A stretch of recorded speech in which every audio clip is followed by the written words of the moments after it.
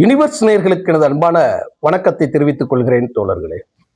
குதிரைக்கு எப்படி கடிவாளமோ மாட்டுக்கு எப்படி மூக்கணாங்கயிறோ அதுபோல இப்போ ஒரு கூட்டணி ஆட்சிங்கிறது இன்று இப்போ துவங்கிருச்சு. இப்போ பேச்சுவார்த்தை இது சரியா தவறா, இது நிலைப்பெறுமா நிலைப்பெறாதா, அதெல்லாம் இரண்டாவது. என்னுடைய தனிப்பட்ட கருத்து, எப்படி ஒன்றிய அரசாங்கத்தில் கூட்டணி மந்திரி சபை இருப்பது இந்திய நாட்டுக்கே நல்லதாக இருக்கும் என்று நாம் பேசி வந்தோமோ, மாநிலத்தில் இருக்கக்கூடிய சுயாட்சிக்கு எப்படி மாநில கட்சிகள் தான் மேலோங்கி இருக்க வேண்டும் என்று காலமெல்லாம் திராவிட இயக்கத்தின் அரசியலை பேசி வந்தோமோ, அந்த திராவிட இயக்கம் ஆட்சி நடத்திய திராவிட முன்னேற்றக் கழகமும் அண்ணா திராவிட முன்னேற்றக் கழகம் என்ற இரண்டு கட்சிகளுக்கு ஒரு கடிவாளமும் மூக்கணாம் கயிறும் போட்டிருக்கக்கூடிய விஜயை நான் பாராட்டுகிறேன். அவ்வளவுதான், வேற எதுவும் சொல்றதுக்கு ஒண்ணும் கிடையாது. மந்திரி சபை கவுண்டவுன் ஸ்டார்ட். அதிகார பகர்வல் அப்படிங்கிறது எவ்வளவு முக்கியமானது என்பதை இனி நம்ம பார்க்கிறோம். அரசியலில் பிரச்சனை இருக்கும், அரசு நடத்துவதில் பிரச்சனை இருக்கும், ஆனால் இந்த சூழல் அவசியமானது, அத்தியாவசியமானது.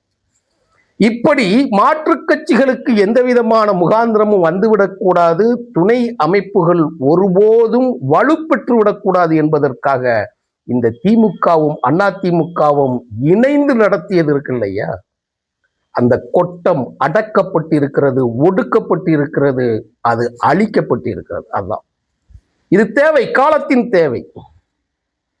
வகுப்புவாரித்துவம், சமூக நீதி எந்த அளவுக்கு நாம் முக்கியம் என்று சொல்லுகிறோமோ, வாக்கு அரசியலில் பெர்சன்டேஜ் விகிதாச்சார முறை பதவி அப்படிங்கிறது ரொம்ப முக்கியம்.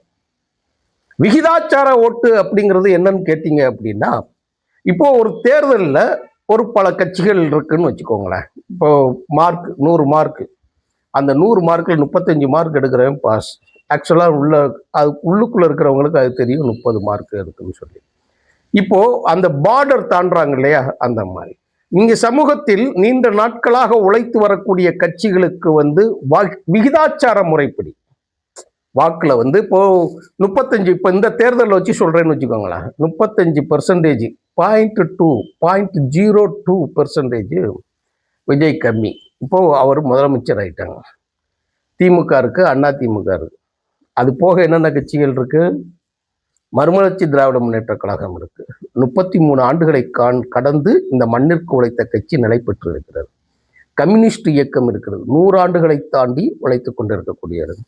அதே மாதிரி தலித்திய இயக்கங்கள், விடுதலை சிறுத்தைகள் கட்சிகள் இருக்குது, மற்ற கட்சிகள்லாம் இருக்கு இல்லையா.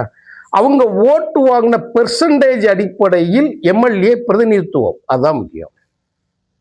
இப்படித்தான் ஜனநாயகத்தின் விளிம்பு நிலை, அதாவது காப்பாற்றப்படக்கூடிய எட்ஜ் இருக்கக்கூடிய சுவிட்சர்லாந்து பாராளுமன்ற முறை, இங்கிலாந்து பாராளுமன்ற முறை, ஏன் அமெரிக்க பாராளுமன்ற முறையில் கூட விகிதாச்சார முறை மிக பெரிய அளவில் பேசப்பட்டு வந்தது. ஆனால் தமிழ்நாட்டில் மாநில சுயாட்சி பேசிக் கொண்டிருக்கக்கூடிய இதே நேரத்தில் இந்த குழப்பவாதங்கள் சிக்கல் வரும். எப்படி சிக்கல் வரும் அப்படின்னு கேட்டீங்கன்னா, ஒரு அதிகார முடிவு எடுக்கிறதுன்னு வச்சுக்கோங்க.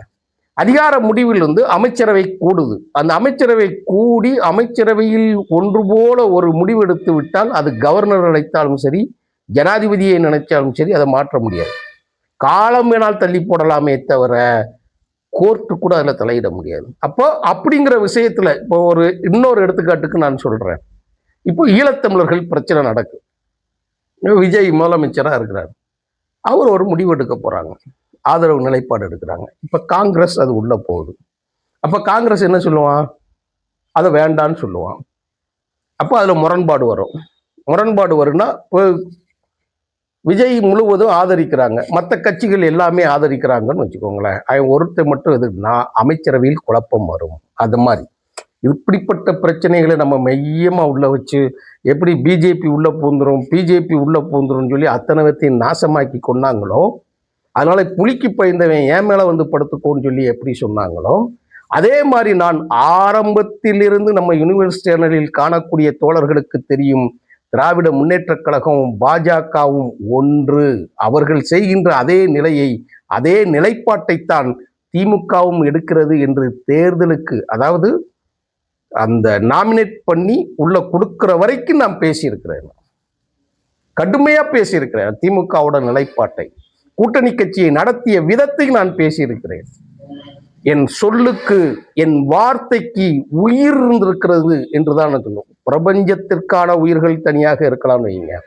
நான் தனிப்பட்ட முறையில் பேசியது, திராவிட முன்னேற்ற கழகத்தை எச்சரித்தது, எது நடக்க வேண்டுமோ அது சரியா நடந்திருக்கு. அப்ப இதுல இருந்து உங்களுக்கு என்ன தெரியுது? இதுல அரசியலில் துணை அமைப்புகளை ஒழித்தெளிக்க வேண்டும் என்று நினைத்தவர்களுக்கு வாயில் மண் போடப்பட்டிருக்கு, தலையில மண் விழுந்தது. அதைத்தான் நம்ம சொல்றோம். அதிகாரம் எல்லாருக்கும் எல்லா காலத்திலும் நிலைக்காது. வரலாற்று நாங்கள்லாம் இந்த இப்போ எங்க போறதுன்னா 2000 ஆண்டுகளுக்கு முன்னே இருக்கக்கூடிய அரசாங்கங்களும் உலக அரசாங்கங்களில படிச்சுட்டு தான் உட்காந்துருக்கும். சும்மா இப்போ இவங்க நடக்கக்கூடிய செய்திகளை பார்த்துக்கிட்டுலாம் கிடையாது. இவங்க இப்போ ஆடுற ஆட்டத்தை விட ஆடினவர்களுடைய வரலாறு, அந்த அரசு, அந்த அரசியல் எந்த மாதிரி குப்பைக்கு போயிருக்குங்கிறதெல்லாம் படிச்சுட்டு தான் நம்ம உட்காந்துருக்கோம். அதனால தான் நாம எச்சரிக்கிறோம். தான் தோன்றித்தனமாக, தனி மனிதனாக, ததேச்சிகாரமாக, தன்னிச்சையாக எடுக்கக்கூடிய முடிவுகளுக்கெல்லாம் ஒரு முடிவு கட்டப்பட்டிருக்கிறது. அதற்கு விஜயின் வெற்றி அத்தியாவசியமா தேவைப்பட்டது. அதுல என்ன இருக்கு? இப்ப மந்திரி சபையில பங்கேற்கணும். இந்திய யூனியன் முஸ்லீம் லீக் பங்கேற்குது, விடுதலை சிறுத்தைகள் தலித்திய அமைப்பு பங்கேற்குது, காங்கிரஸ் பங்கேற்குது. இதில் எனக்கு உடன்பாடு இல்லை. அது தனிப்பட்ட முறையில் வச்சுக்கணும். விருப்பு வெறுப்புன்னு நமக்கு தேவையில்லை, தூக்கி போட்டு. என்னைக்குமே தேசிய கட்சிகளை ஆதரிக்கிற விஜய்க்கும் நான் எச்சரிக்கையாக சொல்லுகிறேன், ஒருபோதும் ஏற்றுக்கொள்ளக்கூடாது. அவர்கள் நாளை உங்கள் தோல் மேலே உட்கார்ந்து உங்கள் கழுத்தவே நெரிப்பாங்க. ஏன்னா பிறவி குணம், அதிகார போதையில் இருக்கக்கூடியவர்கள், சாதிய நிலைப்பாட்டில் இருப்பவர்கள், நாம் தான் இந்த மண்ணிற்கு சொந்தக்காரர்கள் என்று இந்த சைலண்ட் ஒர்க் பண்ணக்கூடிய அவர்களிடம் போய் இந்த ஆட்சியும் அரசும் சிக்கிவிடக்கூடாது. இவங்கெல்லாம் சரகுல. இப்போ காங்கிரஸ் சாஃப்ட்வேர் அப்படின்னு நம்ம சொல்லலாம், சாஃப்டா அப்படி மூவ் பண்ற மாதிரி. கம்யூனிஸ்டுகள் கொஞ்சம் ஃபோர்ஸா மூவ் பண்ணான்னு சொல்லுவாங்க. ஆனா இவங்க ஒரே நிலைப்பாடு, பிஜேபிங்கிறது இந்த நிலை தான் தொடர்ந்து கொண்டே இருந்தது. அதனால தான் அவன் உள்ள வந்துருவான், இவன் உள்ள வந்துருவான்னு சொல்லி காலமெல்லாம் போராடி கொண்டிருந்தவர்களுக்கெல்லாம் ஒரு பெரிய ஒரு விஷயம் ஒண்ணுங்க. 2011, 2006 இருந்து 2011 வரைக்கும் நடந்த அரசியல் கூத்து, அதில் தான் உலகத் தமிழர்களுக்கே ஒரு அவமானமும், உலகத் தமிழர்களுக்கான ஒரு இழுக்கும், உலகத் தமிழர்களுக்கே ஒரு இழப்பும் நடந்தது. இந்த 2006 to 2011 த டார்க் டேஸ், தமிழர்களின் ஒரு கருப்பு நாள் இந்த பகுதிக்குள்ளதான் இருக்கு. கொடூரங்கள் நிலைத்தப்பட்டது இந்த பகுதிக்குள்ளதான் உள்ள இருக்கு. 2009 துள்ள துடிக்க கத்த கதற ரத்தம் மரண ஓலங்கள் நம்ம காதுல எல்லாம் அப்படியே கேட்டு கண்ணீர் சிந்துவதற்கு நம்மகிட்ட கண்ணீர் இல்லாம இதயத்தில் கருணை உள்ள ஆளுங்கள்லாம் நம்ம எல்லாம் இருந்தோம். இங்க தமிழ்நாட்டில் அந்நேரம் காங்கிரஸ் வெற்றி பெற்றது.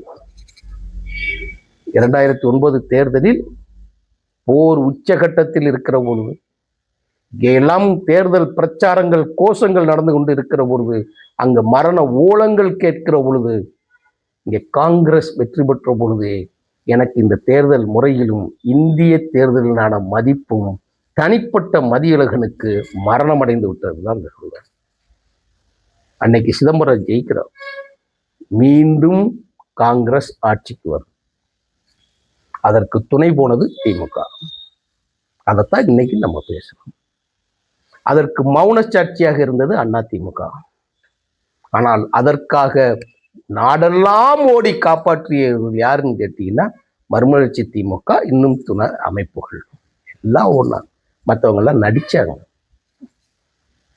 இப்படிப்பட்ட ஒரு சூழல்கள் வருகிற பொழுது அந்த ஒன்றியம், ஏன் இதை சொல்லுகிறேன் என்று சொன்னால், காங்கிரஸ் பக்கமோ பிஜேபி பக்கமோ, ஏன் இன்னும் கொஞ்சம் நான் வெளிப்படையாக சொல்லுகிறேன், அது கம்யூனிஸ்டுகளாக இருந்தாலும் சரி, தேசியம் பேசுகிறவன் எவ்வளவு பெரிய முகமூடியை போட்டு கொண்டு வந்தாலும் அது எல்லா மாநிலங்களுக்கும், எல்லா இனங்களுக்கும், தேசிய வழி இனங்களுக்கும் ஆபத்தானவர்களாக இருப்பார்கள் என்பது இருவேறு நிலைப்பாடே கிடையாது. இந்த 3 பேரும் அழியப்பட வேண்டியவர்கள், அழிக்கப்பட வேண்டியவர்கள், ஆதரிக்கவே கூடாதவர்கள், அதிகாரத்திற்கு வரவே கூடாதவர்கள் என்பதில் எந்த மாற்று கருத்தும் கிடையாது. என்னங்க கம்யூனிஸ்ட் சொல்ற? ஆமா, அப்படித்தான் சொல்லுவோம்.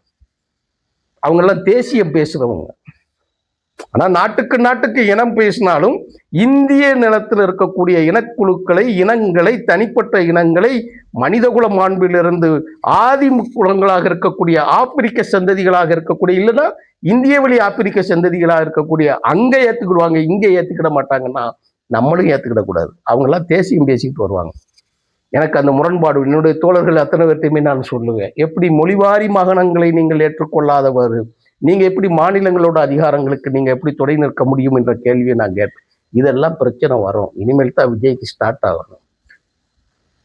கூட்டணி ஆட்சிங்கிறது ஒரு சங்கடமான ஒரு சூழல் கொடுக்கக்கூடிய நிலையம். தனிப்பட்ட முறையில் என்னென்ன செஞ்சாங்க அப்படிங்கிறது எல்லாருக்குமே தெரியும். அதுக்காக இந்த கூட்டணியில் ஒரு பங்கு பெறக்கூடிய அரசியல் கட்சிகள் அதிகாரத்திற்கே, தமிழ்நாடு அரசின் அந்த அதிகாரத்துக்கு உள்ளுக்குள்ளேயே, ஆட்சி அதிகாரத்திற்குள்ளேயே நீங்கள் பங்களிக்கவே கூடாது என்கின்ற நிலை ஒழிக்கப்பட்டு இருக்கிறது.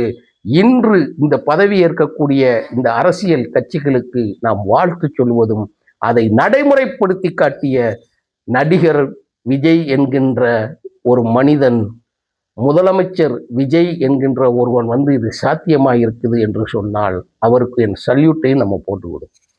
ஆனால் இனிமேல் தான் பயங்கரம் நடப்பதற்கு காத்திருக்கிறது அரசியலில். அது நம்ம தனிப்பட்ட கருத்து. ஆனால் இவர்களுடைய அந்த ஆக்கிரமிப்பு, இவர்களுடைய அட்டூழியங்கள் அதெல்லாம் ஒழியப்பட்டு இருக்கிறது. அது ரொம்ப ரொம்ப முக்கியமானது. இனிமே இவங்க திமுகவும் அண்ணா திமுகவும் சேர்ந்துக்கிட்டு மற்ற கட்சிகளை நம்ம உள்ள விட்டுறக்கூடாதுன்னு என்னைக்கு மனநிலை ஆதரவு எடுத்தார்களோ அன்னைக்கே திமுகவும் செத்தது, அண்ணா திமுகவும் செத்தது. அப்ப பதவி ஒண்ணுதானா? அப்ப பதவி உங்களுக்கு மட்டுமா? ஒண்ணு நீ இரு, இல்லைன்னா நான் இருக்கேன், அடுத்தவனுக்கு விடவே கூடாதுங்கிற மனநிலையில் செத்து விழுந்திருக்கிறீர்கள். இந்த பூமிக்கு உயிர் இருக்கிறது என்பதும், இந்த தமிழ் மண்ணுக்கு உயிர் இருக்கிறது என்பதும் சரியான நேரத்தில், மிக மிக சரியான நேரத்தில் விடிந்திருக்கிறது. நல்ல பொழுதாக, நல்ல ஆட்சியாக, நல்ல துவக்கமாக இது தொடர்ந்து நடைபெற வேண்டும். அடுத்தடுத்த தேர்தலிலும் இனி கூட்டணி ஆட்சிதான் மாநில சுயாட்சிக்கான திறவுகோல் இதுதான் என்பதை, இதை வழிநடத்தப்பட வேண்டும்.